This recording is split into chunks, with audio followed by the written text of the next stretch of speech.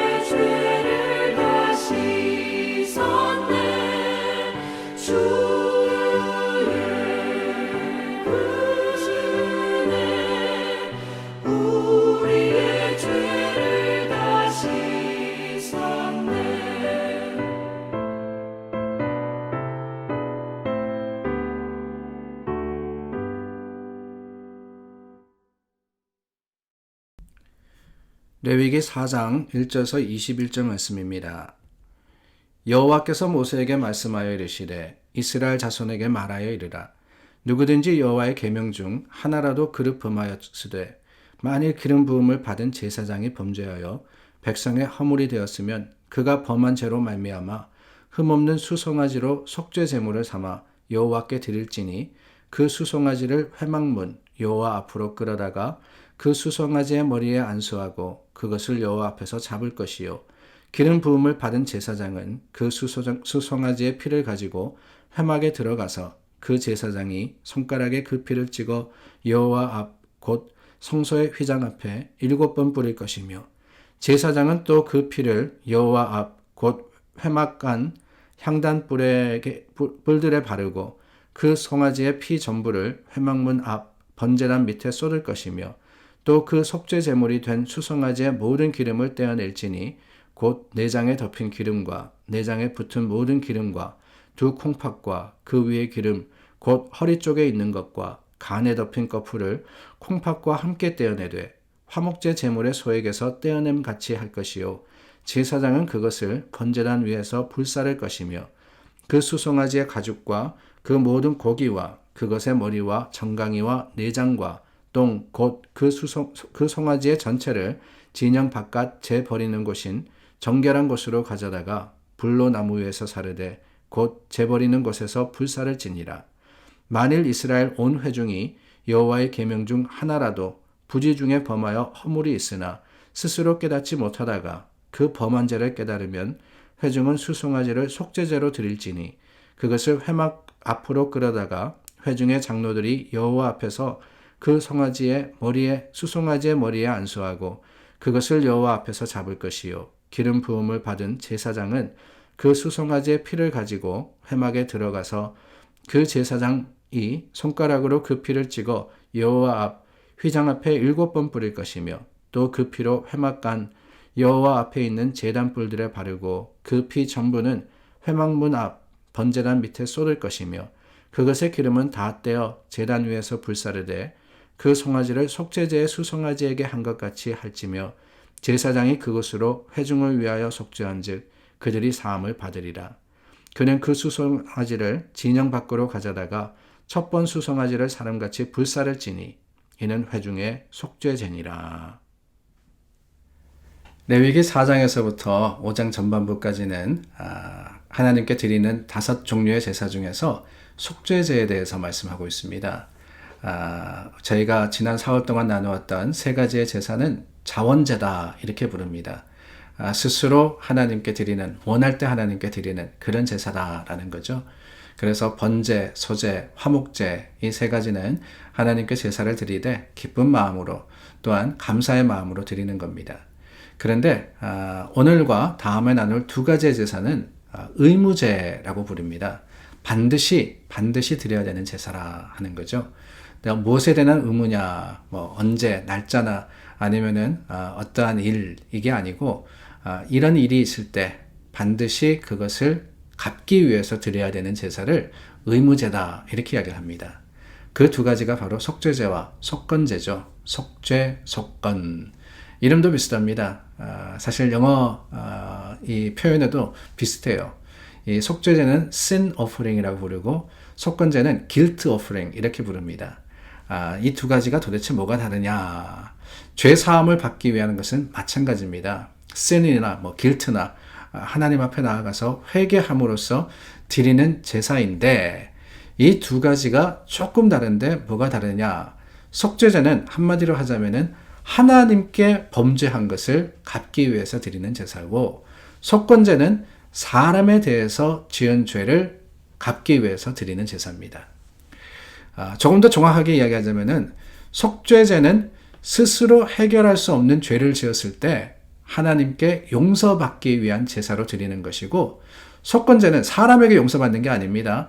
그러나 스스로 책임질 수 있는 어떻게 해서 갚을 수 있는 그 상황 속에서 여전히 하나님 앞에 그것이 죄가 되기 때문에 하나님께 드리는 제사다라는 거예요. 그래서 죄라는 그것이 하나님을 향하든 사람을 향하든 이 죄가 있을 때는 반드시 하나님께 제사를 드려서 회복을 해야 되는데 어떻게 보면은 속죄제는 가장 경건하고 무거운 제사가 아닌가 하는 생각이 듭니다. 왜? 하나님께 범죄하는 것이기 때문에. 그런데 여러분, 하나님께 범죄한다라고 얘기할 때 우리가 오늘 본문 말씀을 보면은요, 계속해서 반복되어서 나오는 한 단어가 있습니다. 다름이 아니라 부재중에라는 단어입니다. 깨닫지 못함으로써 부지중에 하나님께 알지 못하는 가운데 죄를 지었다. 부지중에 죄를 지었을 때 이렇게 속죄제를 드려라 라고 하는 거예요. 왜 그 표현이 나오느냐? 다른 게 아닙니다. 의도적으로 하나님께 죄를 지어서는 안 되는 거예요. 그거는 아예 생각할 수도 없어요. 하나님의 백성인 이스라엘이 의도적으로 하나님께 죄를 범했다? 그럴 수는 없죠. 그래서 하나님께서 모세를 통해서 이스라엘 백성에게 이야기하시는 건 뭐냐? 너희가 최선을 다해서 살아가지만 그 가운데 알지 못하고 내게 지은 죄가 있다면은 이 속죄제를 통해서 용서받으라 라고 하는 겁니다. 그런데 여러분, 우리는 이 하나님의 뜻이 얼마나 우리 삶과 동떨어져 있나라는 것을 알고 있습니다. 그렇죠? 사실 하나님의 말씀의 의도는 정말 좋아요. 이스라엘 백성이 절대로 하나님의 뜻을 의도적으로 일부러 범하지는 않을 거니까 혹시라도 모르고 지었다면은 하나님이 용서할 수 있도록 제사를 드려라 그랬던 건데 우리는 알고 있습니다. 사실 우리는 의도적으로 하나님의 말씀을 어기고 의도적으로 하나님의 뜻을 따라 살지 않는 사람이라는 걸요. 속죄제가 문제가 아니라는 거죠. 하나님의 말씀이 분명히 있음에도 불구하고 세상과 타협하고 세상의 유혹을 따라 사는 사람들, 그러므로서 변명하고 아니 괜찮다고 생각을 하고 그렇게 살아가는 것이 우리의 모습이며 뭐 우리라고 그렇지만은 이스라엘이라고 별다르겠습니까? 그들의 역사를 통해서 우리는 보잖아요. 하나님이 분명히 하지 말라고 했던 것을 했던 사람들입니다. 하나님이 하라고 했던 것을 지키지 않았어요. 그럼에도 불구하고 나는 괜찮다고 생각했던 그 모습이 이스라엘에게 있었을 때 속죄제로 그들의 죄를 용서받을 수 있었겠습니까? 용서받을 수 없었어요. 그렇기 때문에 하나님이 택하신 방법이 뭡니까? 죄 없는 예수님을 이 땅에 보내셔서 용서하신 거 아니겠어요? 말씀대로 부지 중에만 죄를 지었다면은 우리가 예수님이 이 땅에 오실 그럴 필요조차도 없는 경건한 삶을 살 수 있었을 겁니다. 그런데 우리는 연약하고 악하여서 그러지 못하기 때문에, 그러지 않기 때문에 우리에게 예수님은 반드시 함께 하셔야 되는 분이고 그 예수님의 구원이 없으면 우리는 멸망할 수밖에 없는 거예요. 속죄제, 속건제 다 드려야 됩니다. 우리가 부지 중에 하나님께, 부지 중에 서로에게 범한 죄가 있지 않습니까? 그런데 여러분, 이런 제사 가지고는 안 됩니다. 부족해요. 왜? 의도적인 죄가 있기 때문에. 우리의 죄성이 있기 때문에, 우리의 악함이 있기 때문에. 그렇기 때문에 우리는 어떠한 방법으로가 아니라 제사 드린다고 다가 아니죠. 제사 드려서 용서받을 수 없어요. 그렇기 때문에 어떻게 하느냐? 그저 주님께 나와서 하나님의 긍휼하신 사랑을 기대하고 값없이 베풀어 주시는 그 놀라운 은혜를 받아 누려야 되는 겁니다. 무엇을 해서가 아니죠. 하나님께서 우리를 사랑하시기 때문에 우리는 죄를 용서받았다는 사실을 기억하는 오늘 하루가 되기를 원합니다. 기도하겠습니다. 참 좋으신 하나님, 속죄제, 속건제 여러 제사들의 방법을 주셨지만은 그것으로 부족함을 우리가 깨닫습니다. 예수님께서 이 땅에 오실 수밖에 없었던 우리의 악함을 하나님께 고하고 그저 하나님의 긍휼하신 사랑을 기대하는 믿음의 사람 되게 하시고 그럼으로써 하나님 안에서 죄를 용서받고 구원받은 자로서 믿음의 담대함으로 살아갈 수 있도록 도와주시옵소서. 예수님 이름으로 기도드립니다. 아멘. 오늘도 함께 기도하며 하나님의 베풀어 주시는 그 놀라운 사랑과 구원의 능력을 기대하는 저와 여러분 될 수 있기를 바랍니다.